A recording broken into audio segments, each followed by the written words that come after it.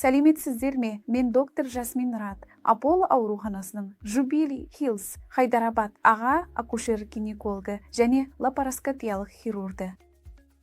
Бүгін мен сіздерге нағыз босану белгілері қандай болатынын айтып өтемін. Осы белгілерді байқаған кезде сіз ауруханаға баруыңызға болады. Барлығы біледі, әдетте босану толғағы жүктіліктің 37 аптасында немесе 9 айында басталады.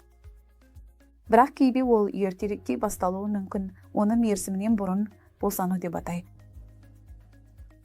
Сондықтан бұл ескерту белгілері, осыларды байқаған кезде міндетті түрде дәрігеріңізге немесе медициналық мекемеге хабарласуыңыз керек.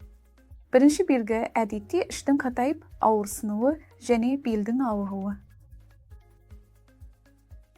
Екінші белгі су кетуі немесе судың ағуы, яғни амниотикалық сұйықтықтың сыртқа шығуы мүмкін.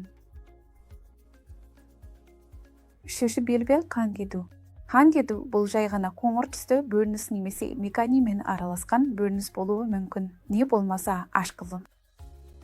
Және тағы бір белгі әдетте жүрегіңіз айнып, құсуыңыз мүмкін. Сондай-ақ сезінетін ауырсыну 5-10 минутқа дейін созылып, ауырсынулардың арасында үзіліс болады. Сондықтан осы белгілердің бірін байқасаңыз, міндетті түрде ауруханаға баруыңыз керек. Рахмет.